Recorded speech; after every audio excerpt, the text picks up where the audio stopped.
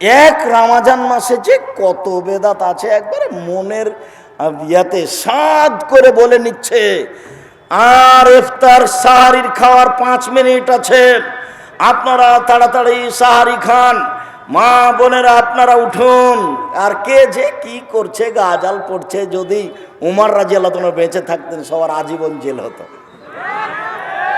উমর রাদিয়াল্লাহু আনহু বেঁচে না থাকার কারণে সবাই পাপ করার সুযোগ পেয়েছে, মুখ খুলতে পাবে না, শুধু আজান, শুধু আজান। কোরআন মাজিদ পড়তে পাবে না, গাজাল পড়তে পাবে না, বলতে পাবে না। আপনি যে চিল্লাচিল্লি করছেন, অত তো আর একজন যে তাহাজ্জুদ পড়ছে। আমি তো ইমামের সাথে তারাবি পড়ি না, আমি তো নিয়মিত তাহাজ্জুদই পড়ি, রাতে ওই একই সলাত, যেটাই তাহাজ্জুদ সেটাই তারাবি।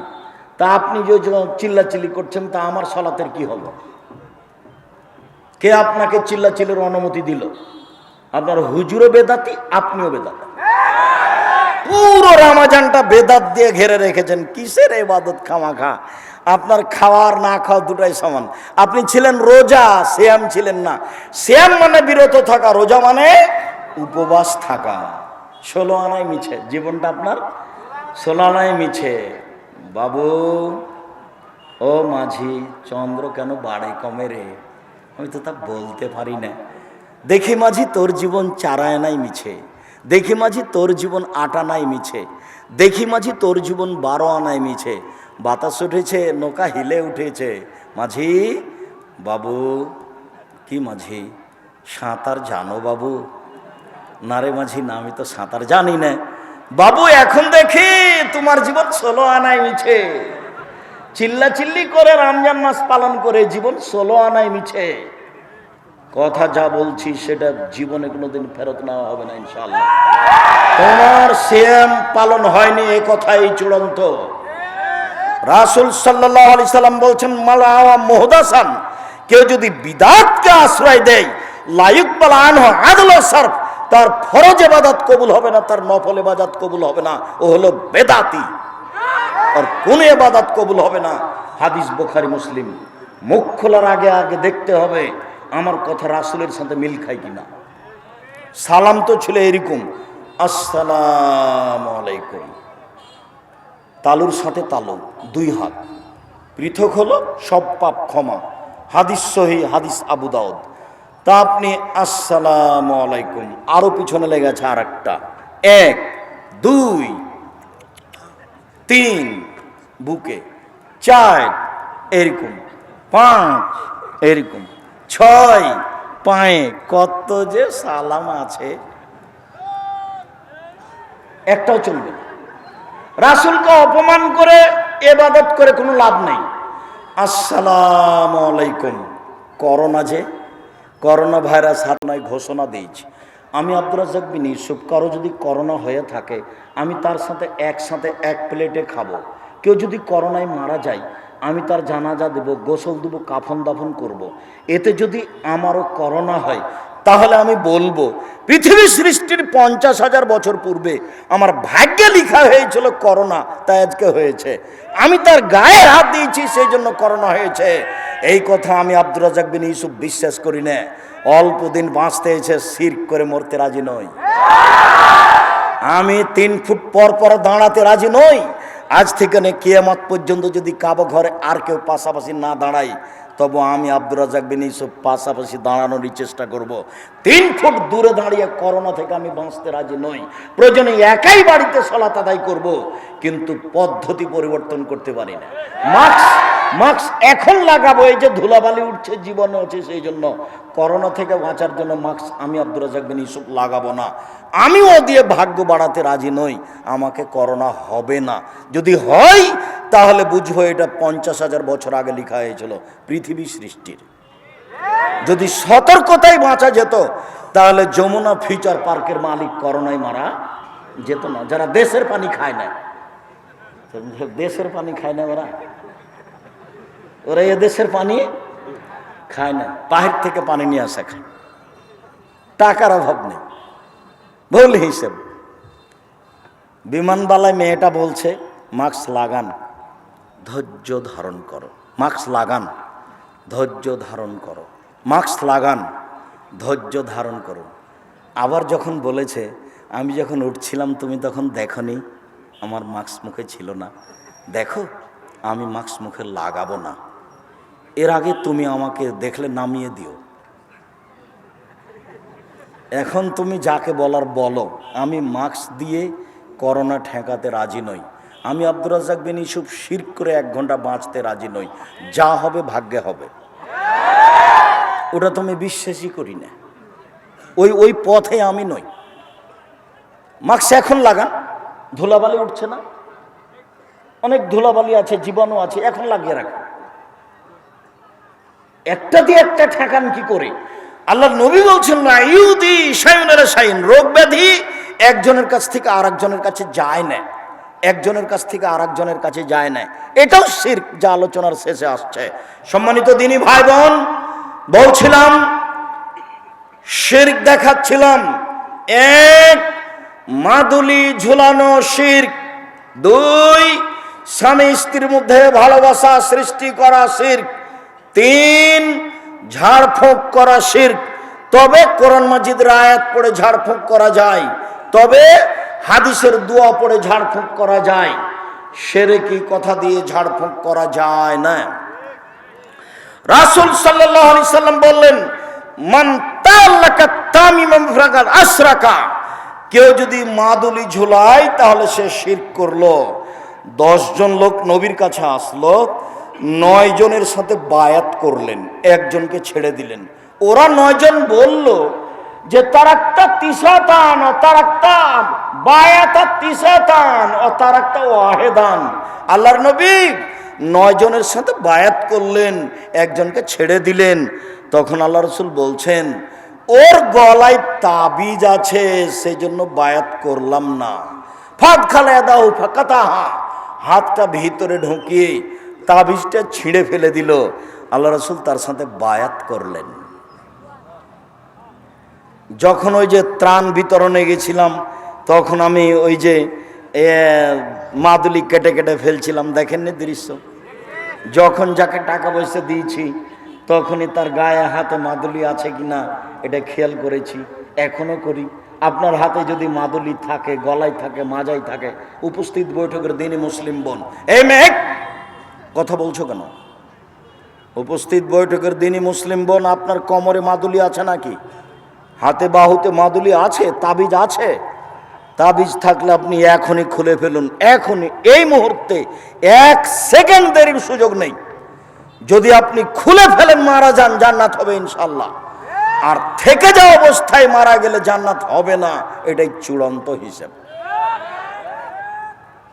সাফিয়া রাদিয়াল্লাহু তাআলা আনহা বলেন, মান আতারাফান ফাসালাহু আন শাইইন, কে যদি কোনো গণকের কাছে যায়, গণককে কোনো বিষয়ে জিজ্ঞাসা করে, লা তুকবালু সালাতুন 40 লাইলা, 40 দিন তার নামাজ কবুল হবে না।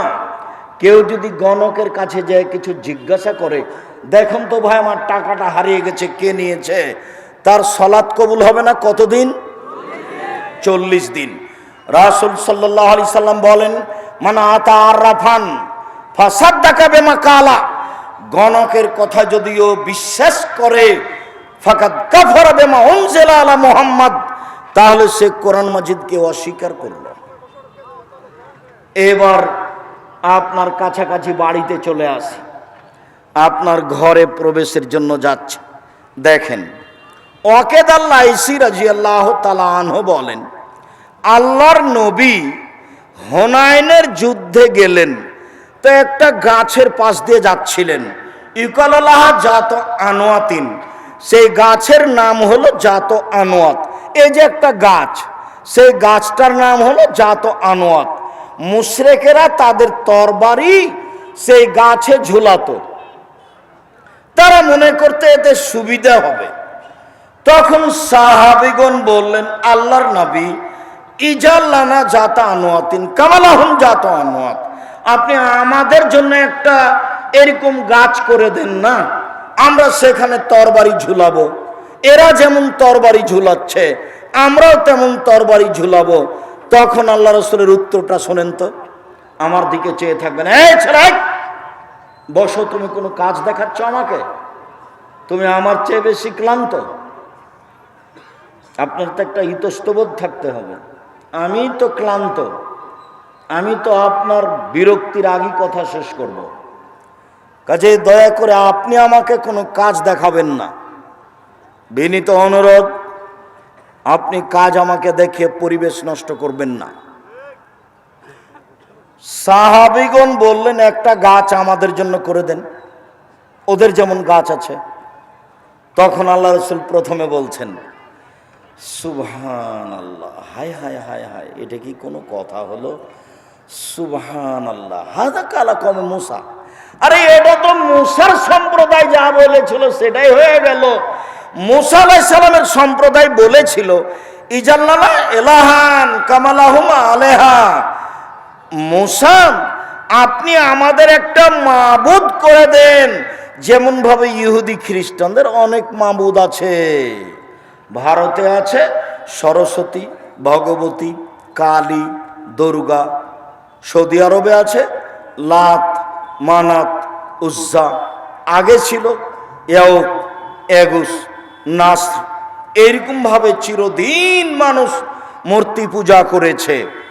তা আপনি মুসা আলাইহিস সালাম, আপনি একজন নবী, আমাদের জন্য একটা মাবুদ করে দেন, ওদের জন্য যেমন মাবুদ আছে। ছি ছি ছি ছি ছি, তোমরা একটা গাছের দাবি করে মুসা আলাইহিস সালামের সম্প্রদায় যা করেছিল তাই করেছ, এটা কথা হলো? আমার কাছে একটা গাছের দাবি করলে কেন? গাছের দাবি কেন করলেন? তরবারিটা ওখানে ঝুলিয়ে রাখবেন, তাহলে জয়ী হবে, এইটুকু সুবিধে। এই হাদিস দিয়ে কে বড় ক্ষতিগ্রস্ত বয়ে এদেশে যত সুবিধা নেওয়া আছে সবকে শিরক বলা আছে। এটা দিয়ে বলা আছে জন্মদিবস শিরক। আগের দিন আপনি কেন খানা পানি করবেন না? গাছে তরবারি ঝুলালে কি হবে? গাছে তরবারি ঝুলানো আল্লাহ রাসূল নিষেধ করলেন কেন? সবারই এরকম মাবুদ ছিল, কিছু সুবিধা নিত। কাবা ঘরের সাথে একটা মাবুদ ছিল, তার নাম হবল। এটা হলো ইহুদি খ্রিস্টান নয়, মুহাম্মদ সাল্লাল্লাহু আলাইহি সাল্লামের বাপ, চাচা, দাদা না খালু যারা, ওরা একে আল্লাহ বলে মানত, তার নাম হবল। সেই হবল মূর্তির পাশে একটা পাতিল ছিল, সেই পাতিলে 3টে খড়ি ছিল। একটা খড়ির গায়ে লেখা ছিল ইফাল, করো। একটা খড়ির গায়ে লেখা ছিল লাতাফাল, করো না।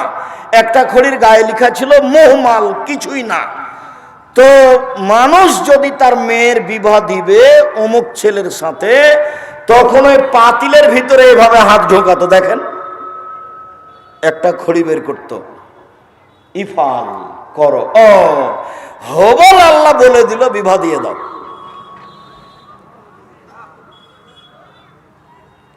লাতাফাল, করো না। হবল আল্লাহ বলে দিল বিবাহ দিতে হবে না। এই বিশ্বাসে চলে আসছিল। বিশ্বাস, তারই নাম আকীদা, বিশ্বাস। মূর্তির সামনে কলা দেওয়া হয়েছে, জিলাপি দেওয়া হয়েছে, তারাও জানে যে খেতে পারবে না, তবুও করছে কেন? তার নাম বিশ্বাস, তার নাম আকীদা, তার নাম বিশ্বাস। সম্মানিত দিনী ভাই বোন, রাসূল সাল্লাল্লাহু আলাইহি সাল্লাম যখন কাবা ঘরে ঢুকলেন, তখন কাবা ঘরে কতটি মূর্তি ছিল? 360টি। রাসূলের হাতে একটা ছিল লাঠি। তিনি আঘাত করে মূর্তিগুলি ভাঙতে লাগলেন আর মুখে বলতে লাগলেন, জাল হক এসেছে সত্য, ওয়াজাকাল বাতিল চলে গেছে মিথ্যা। ইন্নাল বাতিলা, নিশ্চয় মিথ্যা, কানা জাহুকা, চিরদিন মিথ্যা। এসেছে সত্য, চলে গেছে মিথ্যা, নিশ্চয় মিথ্যা, চিরদিন মিথ্যা। সব মূর্তিগুলিকে ভেঙে দিলেন। মূর্তিগুলি ছিল তার বাপের, মুহাম্মদ সাল্লাল্লাহু আলাইহি সাল্লামের পিতার। বলেন তো, মুহাম্মদ সাল্লাল্লাহু আলাইহি সাল্লামের পিতা এখানে কে? ইব্রাহিম আলাইহিস সালাম। ভুলে যাচ্ছেন? এই যে যে যে যে সেদিন বলছিলাম না, জিবরাইল আলাইহিস সালাম আমাদের নবীকে নিয়ে গেছেন সপ্তম আকাশের উপরে। নিয়ে গিয়ে জিবরাইল বলছেন, হুয়া ইব্রাহিম, হুয়া আবুকা ফাসাল্লাম আলাইহি, ইনি হচ্ছেন ইব্রাহিম, ইনি আপনার বাপ, আপনি তাকে সালাম দেন। তখন আমাদের নবী একটু আগিয়ে গেলেন, আগিয়ে গিয়ে বলছেন, আসসালামু আলাইকুম ইয়া আবি, আব্বা আপনাকে সালাম। তখন ইব্রাহিম আলাইহিস সালাম বলছেন, ওয়ালাইকুম সালাম ইবনি সালেহ নবী সালেহ, ও আমার সৎ ছেলে, তোমাকেও সালাম। ও সৎ নবী, তোমাকেও সালাম। এটা কে বললেন? ইব্রাহিম আলাইহিস সালাম। আমাদের নবী কি বললেন? আব্বা আপনাকে সালাম। তো ইব্রাহিম আলাইহিস সালাম কি বললেন? ও আমার সন্তান, তোমাকেও সালাম। কাবা ঘরে কার মূর্তি ছিল? ইব্রাহিম আলাইহিস সালামের। ইসমাইল ইসহাকের সম্মান করা শিরক। সম্মানিত দিনী ভাই বোন, রাসূল সাল্লাল্লাহু আলাইহি সাল্লাম যে রোগে মারা গেছেন, শেষ অসুখ, সেই সময়ে তিনি বললেন, পৃথিবীর মানুষ সাবধান থেকো, লানাল্লাহুল ইয়াহুদা ওয়ান নাসারা ইত্তাখাযু কুবুর আমবিহিম মাসাজিদা। নিশ্চয় ইহুদি খ্রিস্টানের প্রতি অভিশাপ, নিশ্চয় ইহুদি খ্রিস্টানের প্রতি অভিশাপ। ওরা নবীদের কবরকে মসজিদ তৈরি করেছে, ওরা নবীদের কবরকে মসজিদ তৈরি করেছে। রাসূল সাল্লাল্লাহু আলাইহি সাল্লাম বললেন, লা তাজালু কাবরি ওয়াসানা, পৃথিবীর মানুষ আমার কবরটাকে ইবাদতের জায়গা করো না। পৃথিবীর মানুষ আমার কবরটাকে ইবাদতের জায়গা করো না। ইন্নাল্লাহ ইয়াগযিবু আলা কওমিন, নিশ্চয় আল্লাহ ওই জাতির উপরে রাগান্বিত হন যে জাতি কবরে মসজিদ তৈরি করে। মসজিদের সাথে কবরের কোনো সম্পর্ক নেই। আল্লাহ রাসূল বললেন, লা তুসাল্লু আলাইহি ওয়ালা ইলাইহি ওয়ালা বাইনাহুমা, কবরের উপরে সালাত আদায় করো না, কবরের দিকে সালাত আদায় করো না, কবরের পাশে সালাত আদায় করো না। মসজিদের ডানে কবর চলবে না, বামে চলবে না, সামনে চলবে না, পিছনে চলবে না, মসজিদের ভিতরে কবর চলবে না। এই মসজিদ সরাতে হবে, এ কথাই ঠিক। যারা এগুলো করে তারা শিরক করে। কবরস্থানে যাওয়া শিরক, কবরের কাছে কিছু চাওয়া শিরক, কবরকে মূল্যায়ন করা শিরক, পীরের কাছে কিছু চাওয়া শিরক, কবরে মানত মানা শিরক। এগুলো হচ্ছে বড় বড় শিরক। সম্মানিত দিনী ভাই বোন, বলছিলাম আমি আর আজকে বিদাতের আলোচনা করলাম না, তবে এতটুক মনে রাখতে বলছি আপনাকে, সেদিন যে ঈদের সালাতে গিয়ে যা করেছেন এগুলো সব বিদাত। রমজান মাসে যা করেছেন এগুলো সব বিদাত। একটা মানুষ মারা গেলে ওই মমর্ষ থেকে যা করছেন সবই বিদাত। একটু খেয়াল করেন তো, 1 মিনিট বলি। লোকটা মরে মরে জান যায় যায়, লোকটা মরে মরে জান যায় যায়, কি করতে হবে বলেন তো? লাক্কিনু মাউতাকুম লা ইলাহা ইল্লাল্লাহ। ওর পাশে সূরা ইয়াসিন পড়া বিদাত, কোরআন মাজিদ পড়া বিদাত। কোরআন মাজিদ পড়ে তার কিছু উপকার করতে পারবেন না, সূরা ইয়াসিন পড়ে তার কিছু উপকার করতে পারবেন না। আপনি পাশে বলছেন লা ইলাহা ইল্লাল্লাহ, সেও যদি কোনো সময় মুখ দিয়ে লা ইলাহা ইল্লাল্লাহ বলে তাহলে সে জান্নাতে চলে গেছে। আল্লাহ রাসূল বলছেন, মান কানা আখিরু কালামি লা ইলাহা ইল্লাল্লাহ ফাদাখাল জান্নাহ। মানুষের জীবনের শেষ কথা যদি লা ইলাহা ইল্লাল্লাহ হয় তাহলে সে জান্নাতে চলে গেছে। এবার লোকটা মারা গেছে, সাদা কাপড় দিয়ে ঢেকে দেন। আপনি তাড়াতাড়ি কেবলামুখী করলেন কেন? সাদা কাপড় দিয়ে ঢেকে দিতে এটা হলো সুন্নাত, কেবলামুখী করা এটা হলো বিদাত। 3, অজু দিয়ে গোসল দিতে হবে। অজুর অঙ্গগুলি আগে ধুইতে হবে, কুলি থেকে নিয়ে, নাকে পানি দেওয়া থেকে নিয়ে, হাত থেকে নিয়ে, মুখ থেকে নিয়ে, মাথা থেকে নিয়ে অজু করার পরে গোসল দিতে হবে। অজু করিয়ে গোসল দেন। পেট চেপে পেশাব পায়খানা বের করলেন কেন? এরই নাম বিদাত। উঠিয়ে বসিয়ে পেশাব পায়খানা বের করলেন কেন? এরই নাম বিদাত। এখন নখ কাটলেন কেন? এরই নাম বিদাত। নখ বড় রাখতে পাবে না কেউ। উপস্থিত বৈঠকের মুসলিম বোন, মেয়ে শোনো, তোমার হাতে নখ বড় কেন দেখো তো? তোমার বাপ নেই? তোমার হাতে নখগুলো বড় বড় কেন? নবীগণের বৈশিষ্ট্য 10টি। নবীগণের বৈশিষ্ট্য 10টি। কয়টি? 10টি। 1, দাড়ি বড় করতে হবে। 2, মোচ কেটে ফেলতে হবে, চাঁচা যাবে না। মোচ কেটে ফেলতে হবে। 3, অজু গোসলের সময়তে গিরাগুলি ভালো করে ধুইতে হবে। 4, পেশাব করার পরে পানি দিয়ে পবিত্রতা অর্জন করতে হবে, নইলে ঢেল।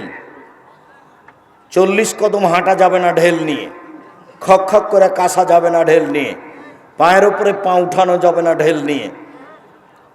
পেশাব করে পানি দিয়ে পবিত্রতা অর্জন করতে হবে। বগলের লোম উঠিয়ে ফেলতে হবে, নারী পুরুষ একই হুকুম। বগলে ব্লেড ব্যবহার করা যাবে না।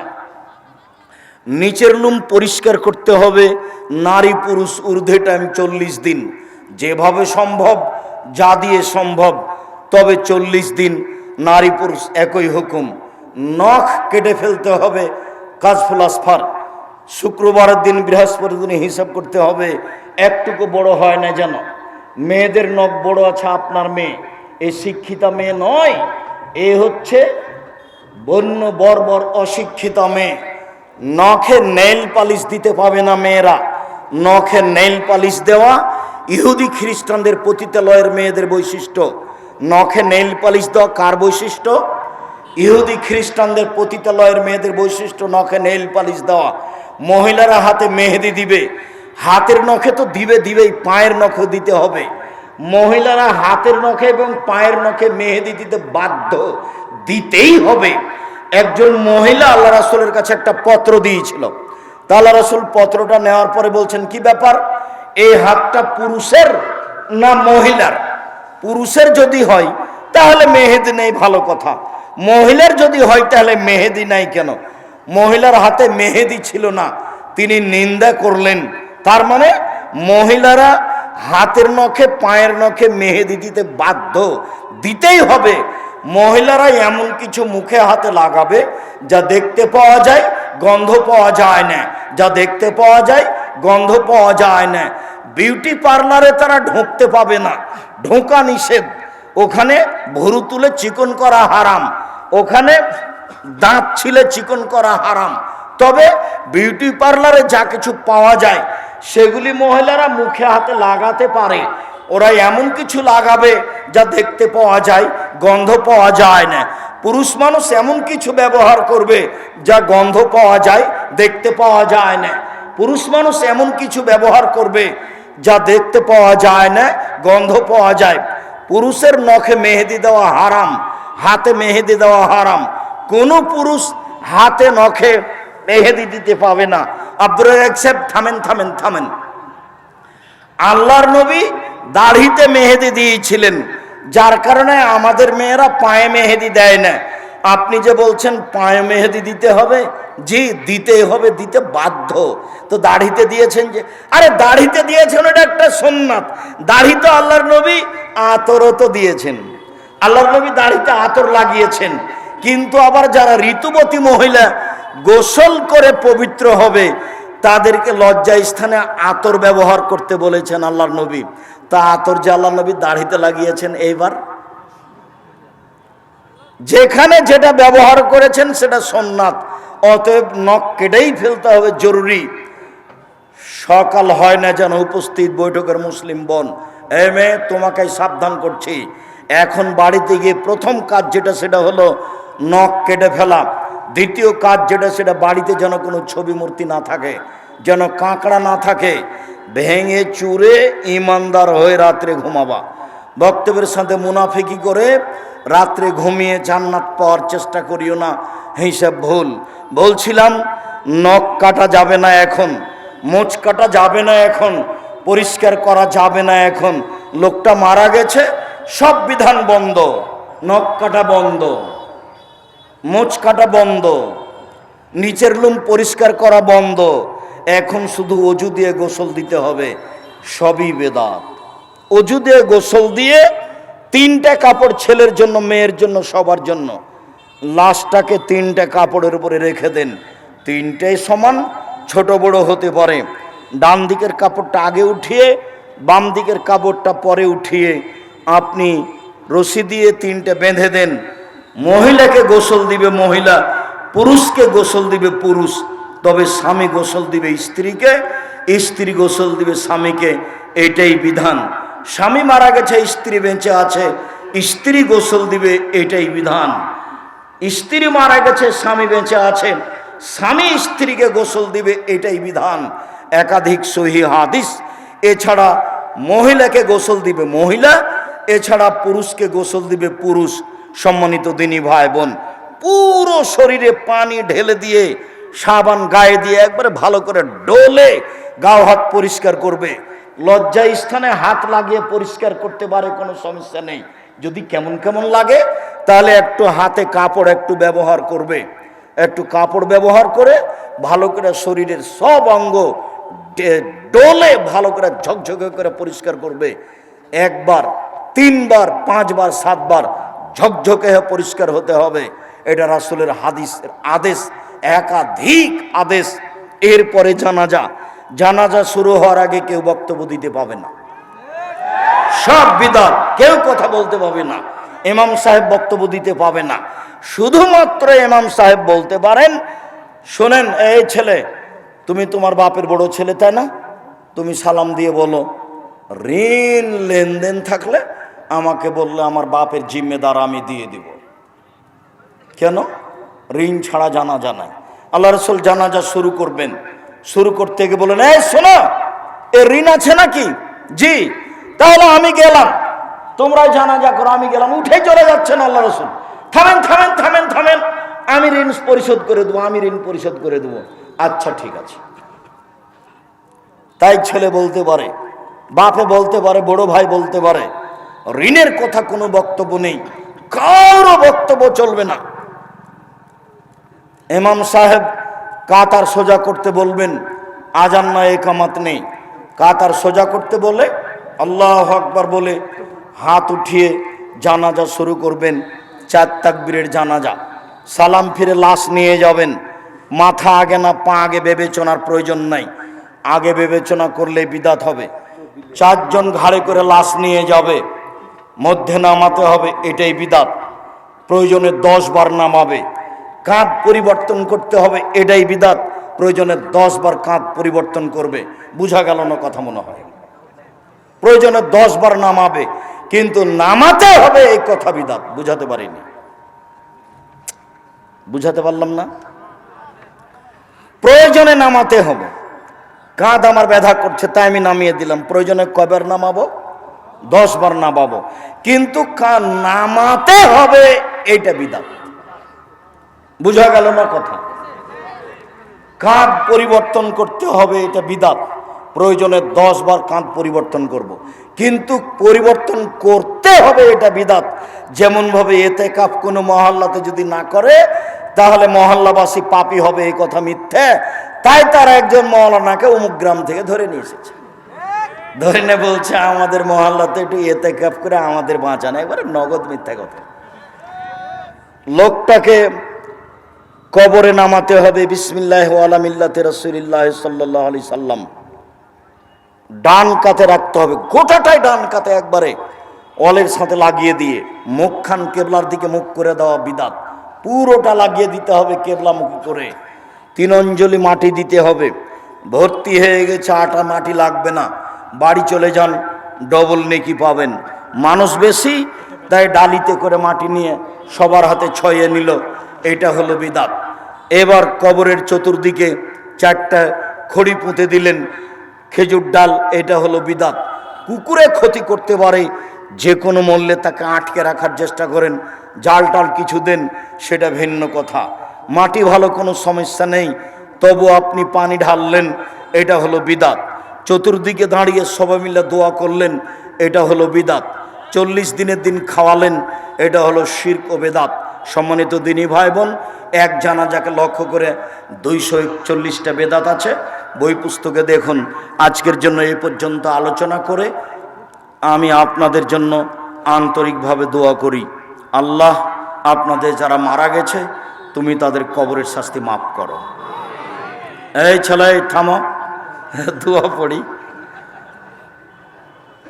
যারা আমরা অসুস্থ আল্লাহ তুমি তাদের আরোগ্য দাও, যারা আমরা বেঁচে আছি তুমি তাদেরকে তোমার রাসূলের পদ্ধতি অনুযায়ী চলার তৌফিক দান করো।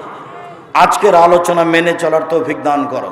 এ দাবি, এ দেওয়া, এ দোয়া তোমার দরবারে রেখে আজকের আলোচনা এখানে শেষ করলাম। সুবহানাকাল্লাহুম্মা ওয়া বিহামদিকা আশহাদু আল্লা ইলাহা ইল্লা আনতা আস্তাগফিরুকা ওয়া আতুবু ইলাইক। আসসালামু আলাইকুম। কয়েকটা জিজ্ঞাসা, ছাগল, গরু বা অন্যান্য প্রাণীর বান করার বিধান কি? বান করার বিধান মানে কি? আবার গরুর কৃত্রিমভাবে, জি, গরুর কৃত্রিমভাবে প্রজনন করা যায়, কোনো সমস্যা নেই। দেখো, জরুরি জিজ্ঞাসা না থাকলে ফেতনামূলক কোনো জিজ্ঞাসা দিও না। খালাতো ভাইয়ের মেয়েকে বিয়ে করা যাবে? খালাতো বোনকেই তো যায়, তো খালাতো ভাইয়ের মেয়েকে বিবাহ করা যাবে না কেন? খুব যাবে, কোনো সমস্যা নেই। যাক, সুন্দর স্টেজে কেউ যেন না ওঠে। সৌন্দর্য বৃদ্ধির জন্য ঘাড় বাবরি চুল রাখা যাবে কি? না, ঘাড়ের উপরে রাখতে হবে। জানাজার সলাতে সূরা ফাতিহার পরিবর্তে সানা পড়া যাবে কি? যাবে না, সানা নেই। আল্লাহু আকবার বলে, আউযুবিল্লাহ, বিসমিল্লাহ বলে সূরা ফাতিহা, বিসমিল্লাহ বললে অন্য সূরা। ঈদের সালাত 6 তাকবীরে আদায় করা যাবে কি? হাদিস নেই।